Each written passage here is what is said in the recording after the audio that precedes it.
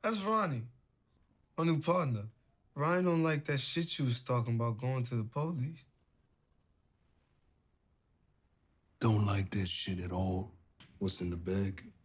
Well, shit, I'm moving back to my mom's. She just misses me. That's it. What she miss about you? I'm her son? I'm my mom's son. She don't miss me. Yo! You wanna kill yourself?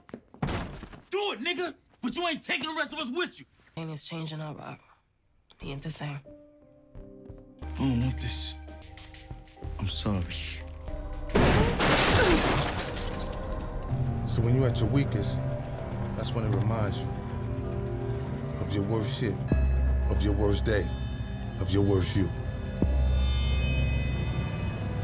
What's good, YouTube? It's your boy DC, and I'm back with a brand new video to Power Book 3 Raising Kanan, and today I'm about to give my thoughts, my opinions, my review, my recap on episode 7, and how I felt about it overall. Now, first things first, welcome to everybody that's new to the channel. If you're a huge fan of Power like me, and you like the videos I upload and create, hit that like button, hit that subscribe button, and turn on your post bell notifications to get notified every time I upload a video. Leave your comments and theories down below in the comment box, and y'all let me know y'all predictions for these next upcoming episodes of Raising Kanan. Now, overall, episode 7 was cool. I ain't gonna lie, this felt like a filler episode if you ask me. It wasn't really much going on in this episode, but a lot happened in this episode. I don't know if it's because this episode was short as hell, but this really felt like a filler episode if you ask me. But overall, this episode was still good. A lot of stuff happened in this episode still, and I can't wait to see what's next for these next upcoming episodes of Raising Kanan. But I gotta start the video off talking about your boy drunk ass Lulu, Mr. This is not confessions looking ass boy.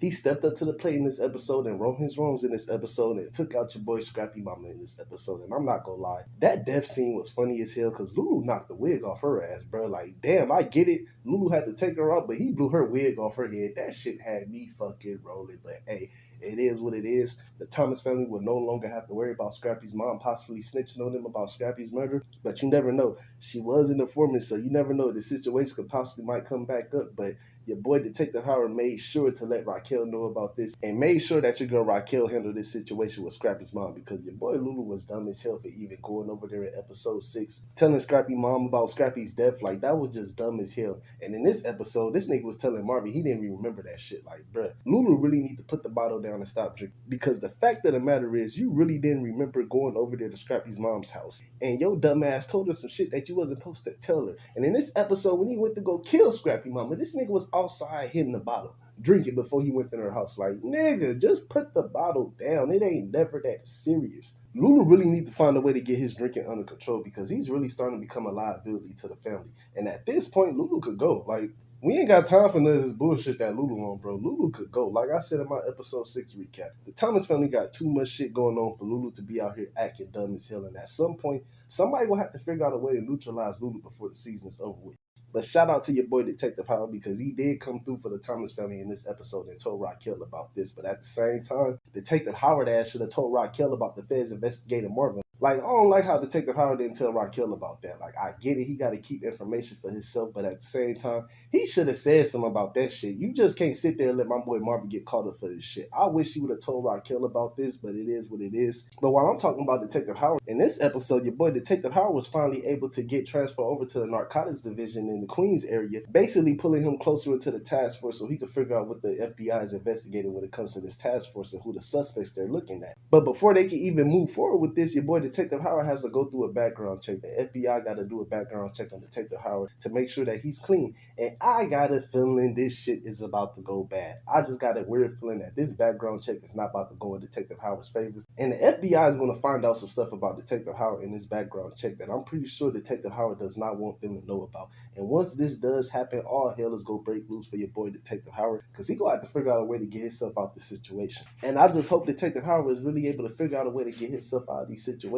because it's not looking good for your boy Detective Howard. And eventually, at some point before episode 10, your boy Detective Howard will be exposed for all the stuff that he's involved in. Now, in this episode, we saw your girl Raquel meet up with Unique's former heroin plug Juan, and they was able to make a business deal with each other, even though your boy Juan was hesitant at first, because he like, look, bruh, this heroin game ain't no joke. You just can't be hopping in and out of the game whenever you feel like it. Once you're in, you win. Like, We ain't got time for you to be hopping in and out the game whenever you feel like it. And Raquel understood that. She was telling Juan he ain't got nothing to worry about. She's in it for life, and she gonna make sure that they get this money no matter what.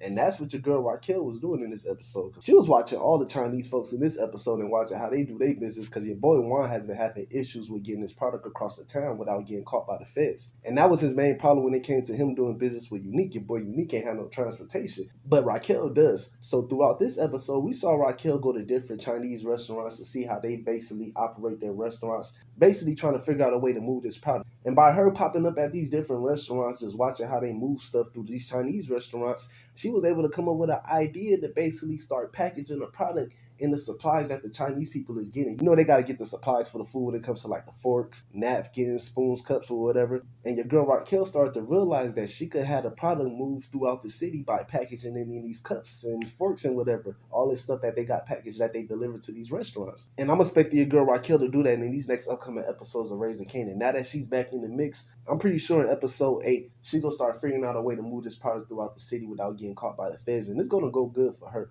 But the problem with that is she's going to be having competition on her hands, because your boy Kanan and Ronnie is moving heroin. And I don't know if y'all saw that episode 8 trailer or not, but your boy Juan is not having it. He ain't trying to have no type of competition at all. And he wants Raquel to make an example out of their competition. And look, bruh, Raquel going to have to figure out a way to get this situation under control with Kanan. But at the same time, Kanan ain't going for that shit. He on some fuck my mother shit. I ain't trying to listen to anything that my mother got to say. So I can't wait to see how this situation is about to play out. Now that your girl Raquel is about to be moving product for the Koreans, while Kanan and Ronnie is doing the same thing, basically making her competition. I can't wait to see how this situation is about to play out in these next upcoming episodes of Raising Kanan. Now, speaking of Kanan and Ronnie, in this episode, we saw Kanan and Ronnie grow a closer bond with each other in this episode. Your boy Kanan had Ronnie snatch up Paul in this episode because in episode 6, your boy Paul was running his mouth to Kanan, basically telling Kanan if he don't stop messing with his courier business, he gonna call the police on him about the stuff that he got going on in this courier business and whatever. So Kanan had Ronnie snatch up Paul in this episode, and I'm not gonna lie, that scene had me fucking rolling, because Ronnie was all in Paul's face with his hot ass breath, talking about some I don't like that shit that you was talking to Kanan last week, talking about some you gonna call the police and all this shit. Like, this scene had me fucking rolling, because I'm pretty sure that actor Paul was just sitting there like, bruh, this nigga Ronnie breath is hot than a motherfucker, and he all in my ear talking this bullshit.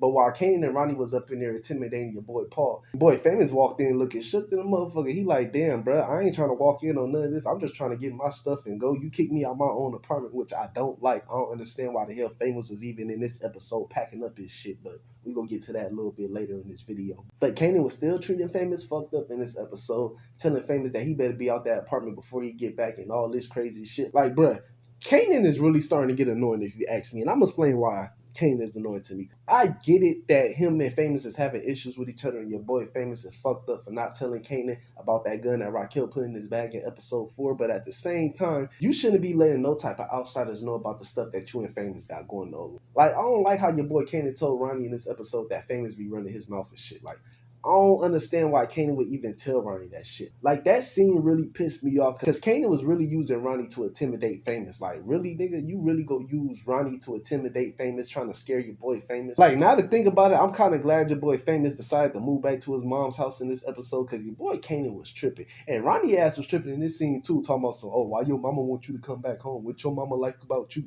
My mama don't like me and I'm her son. Like, nigga, what the hell that got to do with Famous? Just because your mama don't like you and don't want you in her house doesn't mean Famous mama doesn't like him and don't want him in her house. Like, Ronnie weird ass was annoying me in this scene. Like, nigga, if he want to move back home to his mama house, let the boy move back home to his mama house. Kanan told the nigga to get out, even though Famous should have never left his own apartment. But hey, it is what it is. He went back home to his mama house in this episode. The moment that nigga got a chance to go back home, he did not hesitate to take that opportunity at all. He like, yep, I'm surely am coming back home. I'm about to bring all my shit with me, including this gun that I used to take out your boy Freddie last season in episode 9. And I got a feeling this shit is about to get him caught the fuck up, because, bruh, this gun got a body on it, so I don't understand why the hell you walking around with a gun that is hot. Like, this is stupid as hell on Famous end, and I just hope he tossed that gun sooner than later, but I don't think your boy Famous is going to toss that gun. I feel like he going to keep that gun until the end of the season, and I believe that gun is going to get him into some shit. Now, coming back to Kanan, in this episode, we saw your boy Kanan Jukebox have an argument with each other, because in this episode,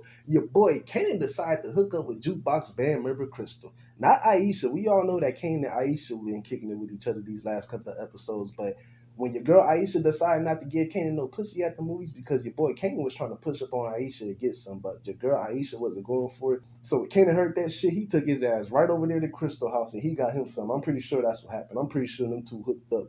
And man, when Jukebox find out about this shit, she gonna be pissed the hell off because she been telling Kanan throughout these last couple of episodes not to mess up anything that she got going on with this group because she does not want Kanan to fuck shit up for her. Your girl Jukebox is really trying to take this music shit serious, but at the same time, with Kanan now messing with Aisha and Crystal, all this is about to do is cause issues between Jukebox, Crystal, and Aisha. And I would not be surprised this group break up in episode 8 because according to the episode 8 trailer, it's looking like your girl Jukebox is about to be getting into a fight with somebody. And I wouldn't be surprised if this was Crystal and Aisha. I wouldn't be surprised if the truth came out in this scene right here and they all just got into a fight with each other because of all the shit that they got going on. Now, in this episode, we finally saw your boy Rodney get some play in this episode. Your girl Juliana was trying to give Rodney the pussy in this episode, but your girl Panessa walked in on him. About some, why is the lady from the bodega in here? Like, what the fuck is she doing in my house? And look, I don't know what's been going on lately with people getting kicked out of their own apartment/houses, but I don't like that shit at all. And we saw that happen again in this episode because your boy Ronnie kicked Panessa out her own house. I don't know what's been going on with the writers lately, but I need them to stop this shit because I'm not liking this shit. Like, y'all got people getting kicked out of their own houses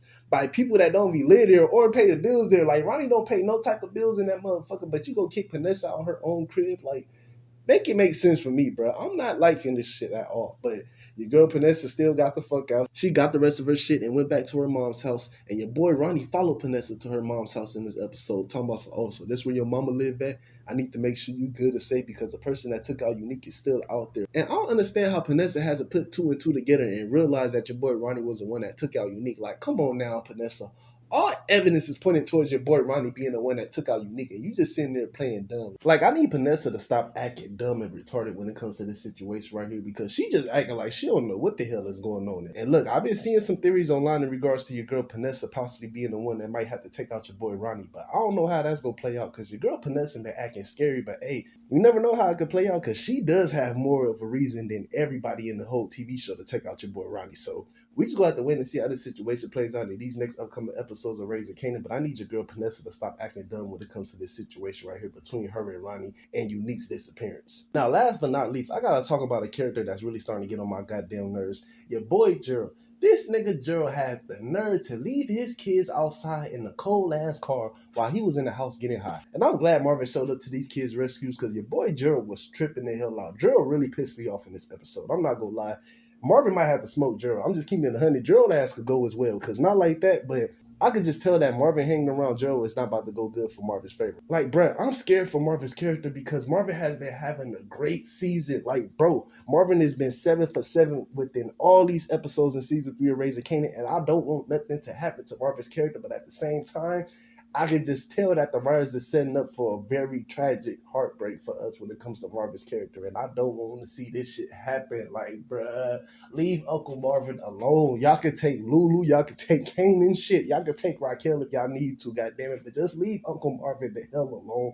Lord, if you listening to this video, please make sure your boy Marvin Thomas is good. Please don't let them take our favorite uncle from us. We need Uncle Marvin around, man. Jukebox need him. We need him as the fans, bro. We need Uncle Marvin to be here. Please don't let them do nothing to Uncle Marvin's character, Lord. But overall, I ain't really got too much else to say about this episode. This episode was cool. It was still a great episode, regardless of it being short as hell. Even though I give it a 7 at the end of the day, the episode was still watchable. It was a dope episode. I'm just looking forward to seeing what's next to episodes 8, 9, and 10. Because look here, when it comes to episodes 8, 9, and 10, those episodes is always fire. Episode 8 is personally my favorite episodes because something big always happens in episode 8, whether it's a death or a turning point within the storyline. Episode 8 always sets up the foundation for the next 2 episodes of the season, and I cannot wait to see what's next for episode 8 in this next upcoming episode of Raising Kanan. But leave your thoughts and theories down below in the comment box. Y'all let me know how y'all felt about this video. If you like this video, hit that like button, hit that subscribe button, and turn on your post bell notifications to get notified every time I upload a video. I'm out. I'll see you guys next time. Y'all take care. Y'all be safe, and God bless.